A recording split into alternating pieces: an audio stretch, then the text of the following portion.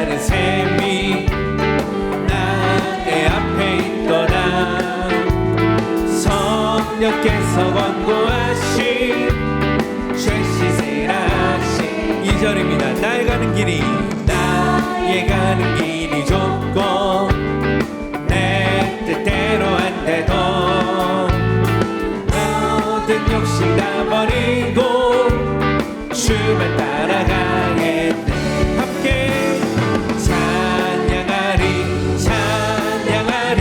주님 나만 어린 양 주께 영광 돌리어라. 우리 죄를 씻어주셨네. 아멘. 나의 마음 제단 위에 불길같이 타올라 영원토록 찬양하며 주께 영광 돌리세. 아멘. 찬양하리 주님 나간 어린 양 주께 영광 돌리어라.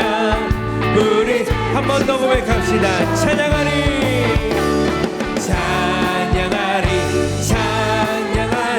주님 나간 어린 양 주께 영광 돌리어라.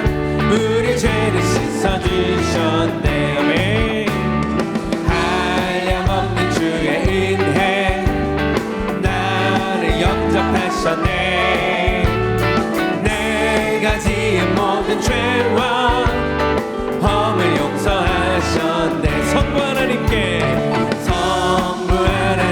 영광, 성자 예수께 영광, 성령님께 모든 영광, 이 모든 영광 주님 앞에 할렐루야. 찬양하리 주님 나간 어린 양 주께 영광 돌리어라. 우리 죄를 씻어주셨네.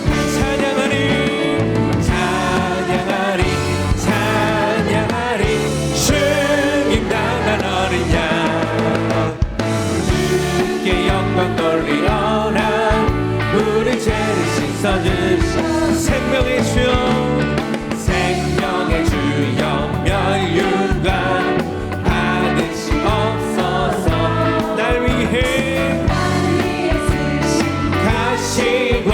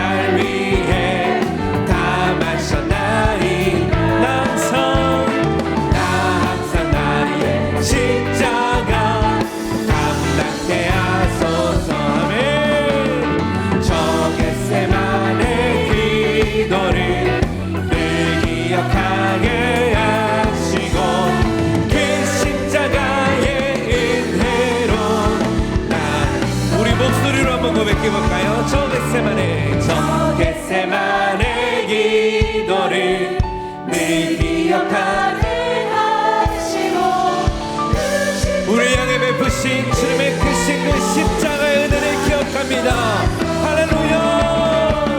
저 겟세마네 기도를 늘 기억하게 하시고 그 십자가의 은혜로 우리 마지막으로 주님의 모습을 기억하며 저 겟세마네 기도를 늘 기억하게 하시고 그 십자가의 은혜로 날 인도하소서. 할렐루야. 우리를 구원하신 주님의 크신 은혜 앞에 다시 한번 믿음으로 큰 박수 올려드립시다. 할렐루야.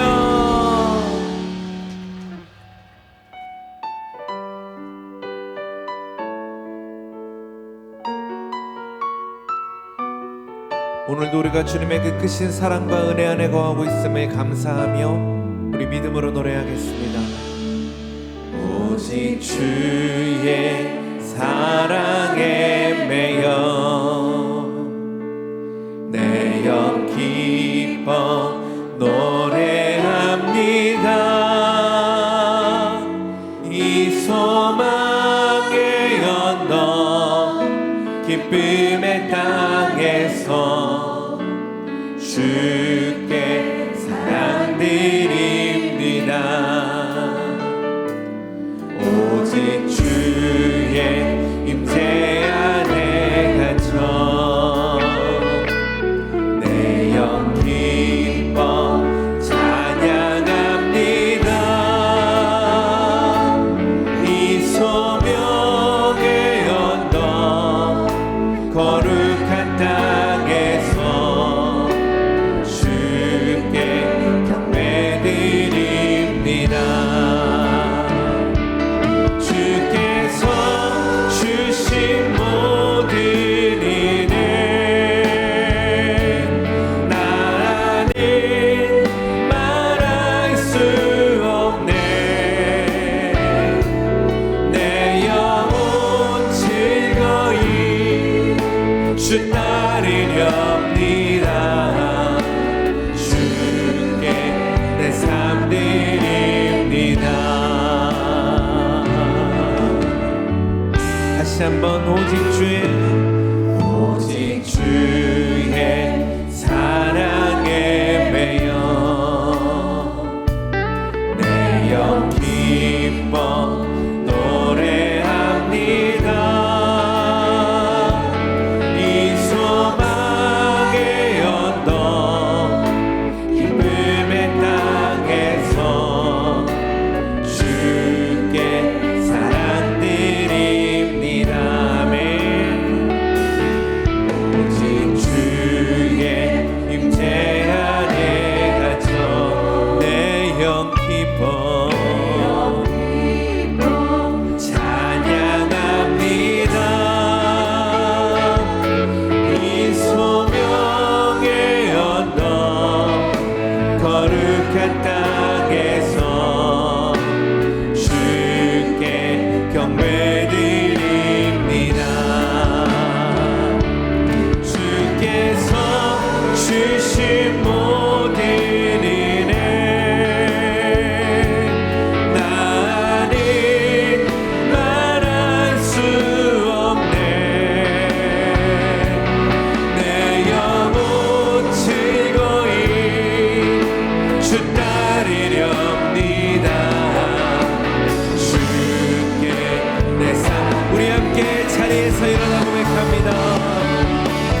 주께서 주신 모든 은혜 나는 말할 수 없네. 내 영혼 즐거이 주 따르렵니다. 주께 내 삶 드립니다. 사람이 한 번 죽는 것은 정하신 것이요 라는 제목으로 하나님 말씀 나누겠습니다. 저는 오늘 이번 주하고 다음 주하고 2주에 걸쳐서 이 죽음에 대해서 여러분들과 함께 말씀을 나누려고 합니다. 이번 주는 죽음을 잊지 않는 것, 그러니까 인간의 삶은 무한성이 아니라 유한하다라는 것을 잊지 않고 살아가는 것이 지혜로운 삶이다라는 그러한 내용이고요. 다음 주는 사람은 다 죽는데 행복한 죽음이 있고 불행한 죽음이 있습니다. 그러면 성경은 행복과 불행의 이 죽음에 대한 기준이 무엇인가에 대해서 말씀을 나누려고 합니다. 지난해하고 지지난 해, 그러니까 2024년하고 2025년에 국민 배우라 할 수 있는 두 분이 세상을 떠났습니다. 한 분은 김수미 선생님, 75세의 연세로 세상을 떠났는데, 김수미 선생님은 세상을 떠나기 전에 몇 년 전이죠. 복음을 받아들였습니다. 그리고 그리스도인이 되었습니다. 그리스도인이 되어서 여러 곳에 간증도 하셨어요. 간증하시면서 그분이 하신 말씀이 이랬습니다. 핵심 내용이 이렇게 좋은 걸 진작에 믿었더라면, 이렇게 좋은 걸 예수 그리스도를 믿고 하나님을 섬기며 살아가는 것이 이렇게 좋은 건데 내가 왜 진작에 몰랐을까 하면서 그런 간증을 하셨습니다. 75세의 나이로 하나님의 부르심을 받았는데 우리는 좀 더 우리 곁에서 그 탁월한 연기로 참 해주셨으면 하는 그러한 바람들이 있었습니다. 또 한 분은 이순재 선생님이십니다. 90의 나이로 세상을 떠났습니다. 이순재 선생님 하면 바른 삶에 대한 모델로 그렇게들 생각을 하고 있습니다. 바르게 사신 분. 그뿐만 아니라 이분은 그렇게 고령인데도 불구하고 연기에 들어가면 최선을 다해서 자기가 맡은 연기를 하는 거예요. 참 그런 그 연기를 좀 더 우리 곁에서 해 주셨으면 하는 바람이 있지만은 인생은 어떻습니까? 떠날 때가 되면 떠나는 거예요. 떠날 시간이 되면 떠나는 겁니다. 그게 인생이에요. 지난 24년도에 제가 25년도엔 통계를 찾아봤는데 정확한 통계가 안 나와서 24년도 통계로 말씀을 드립니다. 24년도 한 해에 몇 분이 사망하셨느냐? 37만 명이 사망하셨어요. 2024년 한 해 동안. 노인이 되어서, 그러니까 연세가 많아서 노쇠에서 사망하신 분도 계시지만은 많은 분들이 노쇠하지도 않았는데 어떤 병으로 인해서 또는 어떤 사고로 인해서 세상을 떠난 분들도 많았다라는 것입니다. 여러분, 이것은 우리에게 무엇을 가르쳐주고 있습니까? 나이가 들어서 노쇠에서만 세상을 떠나는 것이 아니라 어떤 사고로도 세상을 떠날 수가 있고 또는 어떤 병으로도 세상을 떠날 수도 있다. 그러니까 어떻게 죽을지는 아무도 모른다라는 겁니다. 확실한 그 변하지 않은 진리는 무엇입니까? 누구나 다 죽는다라는 거예요. 수년 전에 이 코로나 바이러스로 인해서 전 세계가 아주 비상이 걸렸습니다. 전 세계가 정말 이 두려움에 떨었습니다. 이 비행기가 개발된 이후에 하늘문이 막힌다라는 것은 상상도 못했습니다. 그런데 하늘문이 막혀버리고 말았습니다. 코로나 때문에. 한국에 복음이 들어와서 우리나라에서 예배를 드리는 이 교회들마다 예배를 드렸는데 그 예배도 멈춰버렸어요. 지난 2년 동안.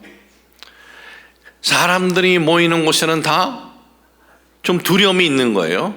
누가 재치기라도 하면 이 마음이 덜컹거리기도 하고, 이 코로나로 인해서 전 세계적으로 코로나로 인해서 사망한 숫자가 얼마나 되느냐? 700만 명입니다. 공식적인 숫자만 700만 명이에요. 비공식적으로 하면은 얼마나 되는지 모르겠습니다. 그리고 코로나 이후에 후유증으로 얼마나 많은 사람들이 후유증으로 고생을 하느냐? 수천만 명이다라는 거예요.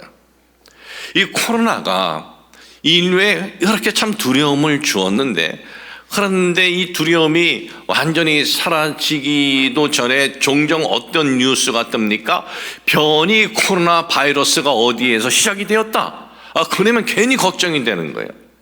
야, 저기서 시작된 저 코로나 변이 바이러스가 우리나라에 오면 또 어떻게 되는가? 변이기 때문에 참 이 백신도 없는데, 물론 코로나 때도 그 백신이 온전히 정말 이것이 다 확인된 것은 아니었지만은, 참 누군가가 이 코로나 백신 또 변이 코로나 백신을 개발했다? 세계 최고의 부를 얻을 수 있는 것은 물론이거니와 노벨 의학상도 받을 거예요. 누군가가 이 코로나 백신 개발하고, 그리고 코로나 변이 백신을 개발했다고 해서 죽음이 피해갑니까? 아니에요. 코로나만 좀 피해갈 수가 있는 거예요. 죽음은 피해갈 수가 없는 거예요. 코로나 백신은 피할지라도 인생은 시간이 가면 갈수록 어떻게 돼요? 몸이 다 노쇠해져요. 여기저기 다 고장나더라고요. 한 곳 고장이 나요. 고장은 나는 안 나겠지 하는데 안 해요. 다 고장나요. 그리고 시간이 좀 지나면 기운이 빠지고 죽음 앞에 서게 되는 거, 이것이 인생입니다. 여러분, 사업하는 사람들은 다 사업에 대한 꿈이 있어요. 잘 되는 꿈. 그리고 계획도 잘 세웁니다. 그러나 사업은 잘 될 수도 있고 안 될 수도 있어요. 많은 분들이 자영업을 합니다. 요즘에 자영업 하는 분들 굉장히 힘들어요. 혹시 성도들 중에 자영업 이렇게 하는 분이 있으면은, 될 수 있으면 성도 집 그 가게 가서 좀 맛이 좀 없어도 그냥 가서 밥 먹어주고, 자영업하는 성도들을 이렇게 좀 많이 이용을 해줘야 돼요. 굉장히 어려워요. 근데 자영업도 할 때 다 자기 나름대로 어떤 계획이 있고 꿈이 있지 않겠습니까? 자영업도 잘 될 수도 있고 잘 안 될 수도 있어요. 어떤 그 학교 목표를 놓고 열심히 공부합니다. 그 학교 들어가는 것이 꿈입니다. 들어갈 수도 있고 안 들어갈 수도 있어요. 엄마가 아이를 가졌습니다. 이 아이가 아들이면 좋겠다고 하는데 아들일 수도 있고 딸일 수도 있어요. 그러나 죽음은 그 누구도 피할 수가 없어요. 죽을 수도 있고 안 죽을 수도 있다. 이게 아니에요. 아니, 목사님, 아직 좀 계산을 해봐도 나는 좀 살 날이 많고, 그런데 좀 설교를 희망적이고 소망적인 건 설교를 이렇게 해주신 것도 많은데 왜 이렇게 좀 무거운 주제로 설교를 하십니까? 라는 생각을 하는 분도 없지 않아 있을 거예요.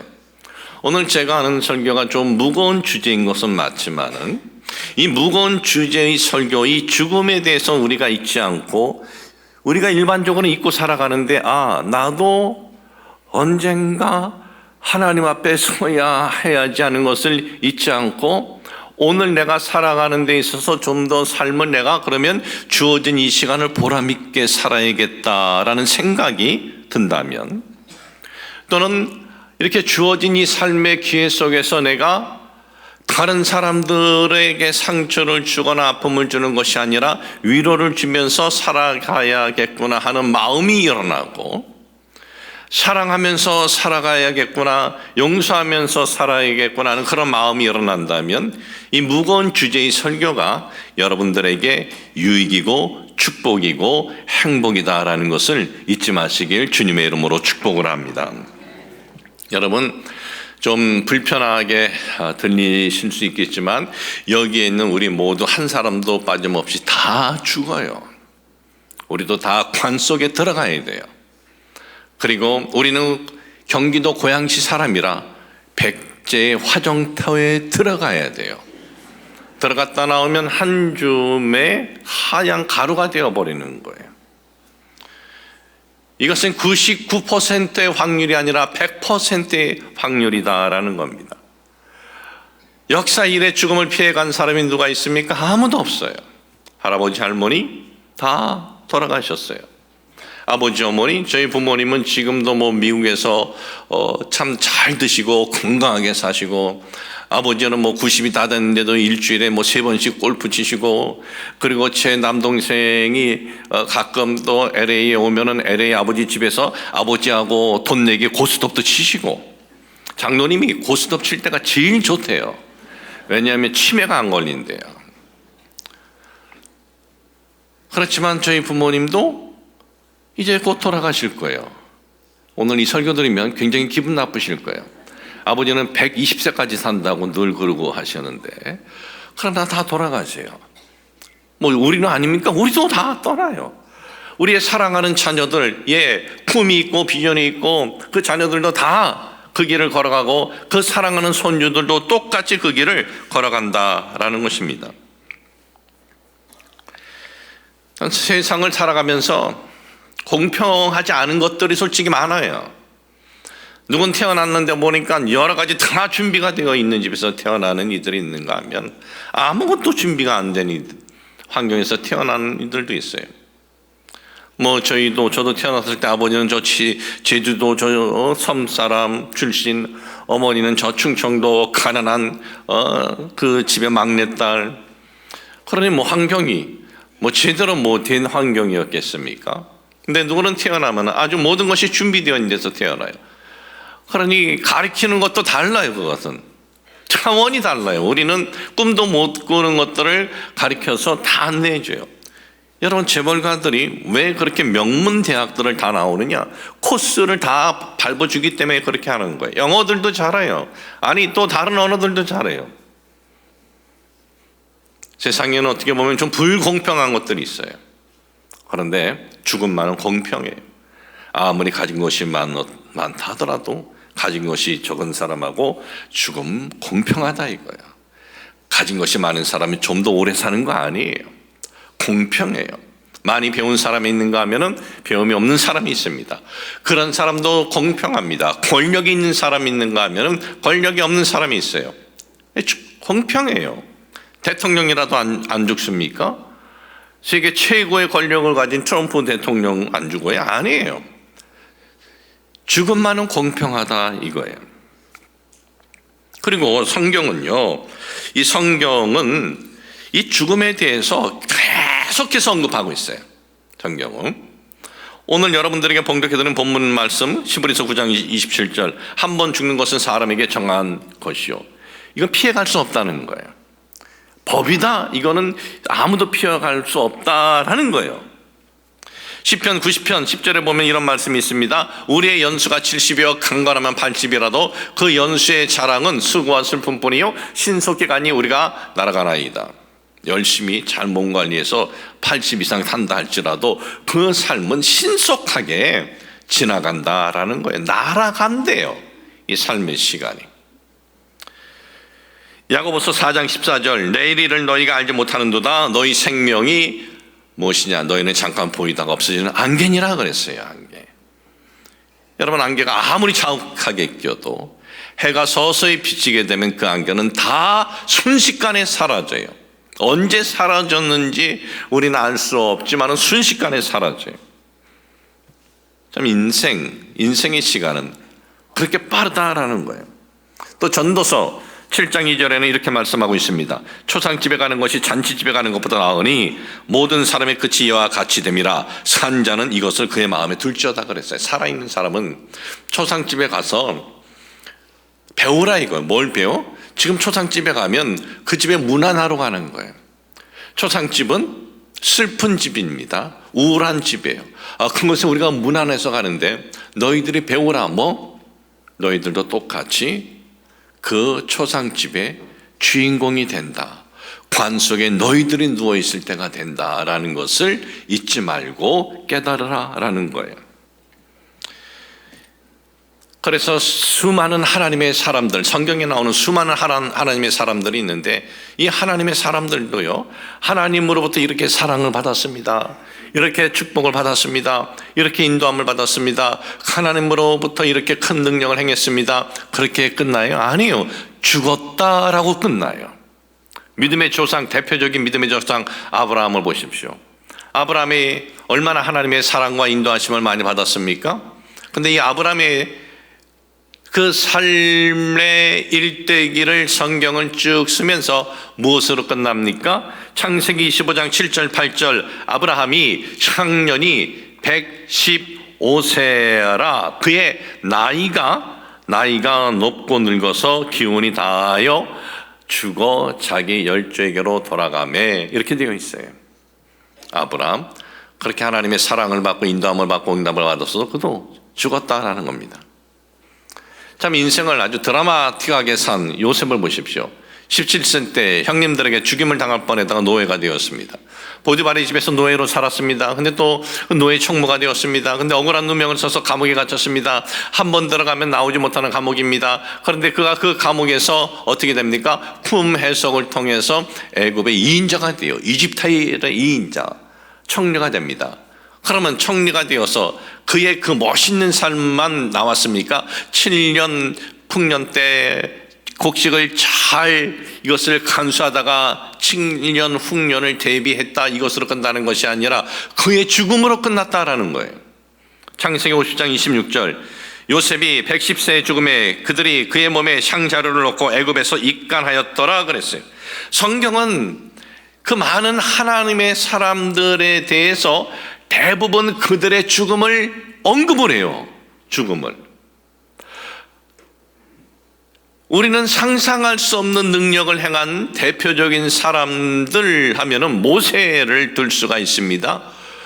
홍해를 가른 이 하나님의 사람 모세, 하나님과 직접 대면한 사람 모세. 그뿐만 아니라 여호수아는 어떻습니까? 여호수아는 전쟁 중에 하나님 앞에 간구합니다. 하나님, 태양이 멈추게 해주십시오. 시간을 멈추게 해달라는 거예요.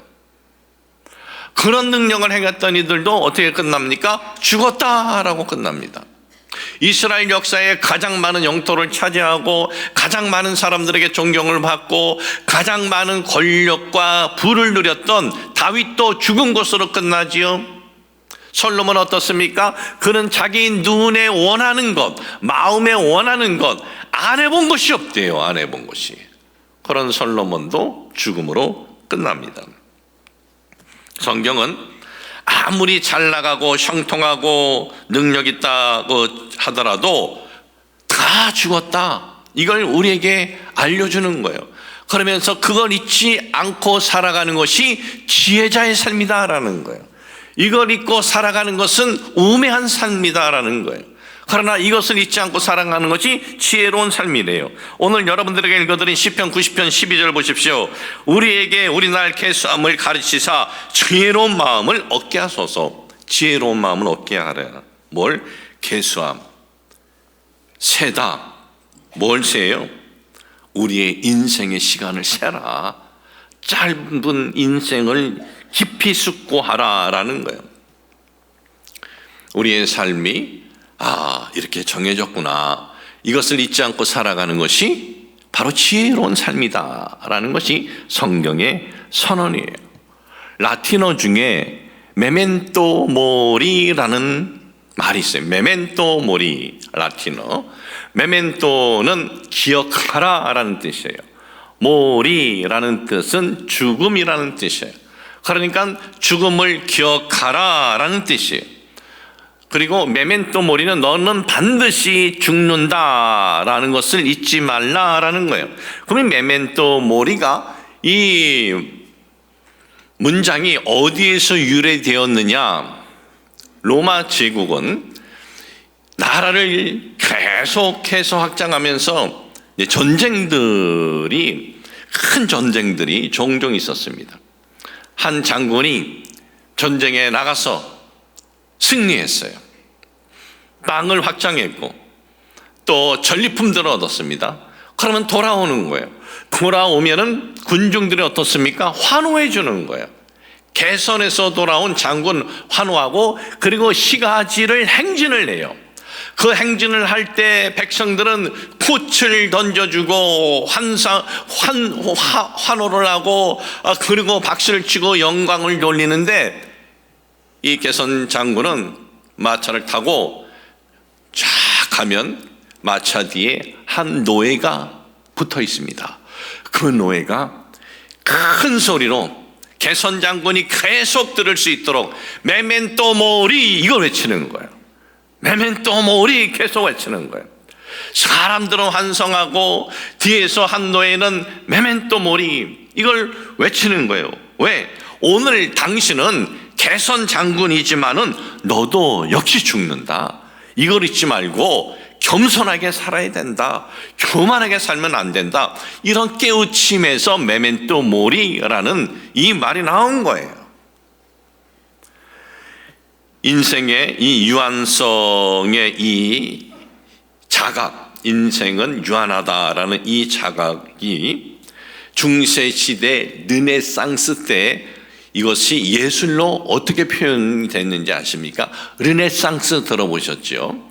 르네상스는 14세기하고 16세기를 르네상스 시대라 하는데 이것은 예술 문화의 최고의 전성기예요. 예술과 문화의 최고의 풍문기예요. 아주 상상을 초월하는 인물들이 이때 나옵니다. 레오나르도 다빈치가 나오지요. 미켈란젤로가 나오죠. 그리고 그 유명한 또 라파엘로가 나옵니다. 이 중세시대 르네상스 시대 때에 다양한, 그러니까 인생의 유한성에 대해서 다양한 예술적 이 모티브로 어떻게 표현되었느냐? 해골이라는 그 모티브로 표현되고, 또는 시계, 사람은 다 해골이 된다. 또 시계, 사람의 인생은 이게 짧은 거다. 시계, 또는 시들어가는 꽃, 이렇게 표현이 됩니다. 그러면 메멘토 모리, 이것은 단순히 죽음을 두려워하라는 거예요? 아니에요. 이것은 오히려 죽음의 불가피함을 잊지 말고 오늘 이 시간을 충실하게 살아가야 된다. 삶의 본질적 가치를 추구해야 된다라는 거예요. 여러분, 우리가 내 삶이 주어진 시간이 한정되어 있다 그러면 어떻게 살겠어요? 싸우면서 살겠어요? 아니에요. 용서하면서 삽니다. 비난하면서 살겠어요? 아니죠. 축복하면서 살죠. 사랑하면서 살고 위로하면서 살고 응원하면서 사는 거예요. 미국의 나바호라는 원주민이 있습니다. 나바호라는 원주민. 거기에 이런 유명한 격언이 있습니다. 네가 태어날 때 너는 울었고 주변은 웃었다. 태어날 때 아이가 울면서 태어나니까 너는 울었고 주변은 웃었다. 그러나 네가 죽을 때는 주변은 울어도 너는 기뻐해야 된다. 그러니까 이것은 네가 죽을 때는 주변은 네의 죽음으로 슬퍼하지만은 너는 너 자신이 삶을 보람 있게 살아야 한다라는 말씀이다라는 거예요. 여러분, 우리는 인생의 유한성을 잊지 않을 때 우리는 악한 길이 아니라 선한 길을 추구하게 되는 거예요. 우리가 이것을 잊지 않을 때 이 땅에 주어진 이 시간을 우리는 사랑하면서 우리는 살려고 할 것이고 용서하면서 살려는 삶을 추구하게 될 것이에요. 우리의 삶이 딱 이렇게 유한성을 잊지 않으면 오늘 우리에게 좀 어려움이 있다고 다 포기하겠어요? 아니에요. 그 어려움이 계속 무한한 것이 아니에요. 그것도 끝납니다. 슬픈 것도 끝나요.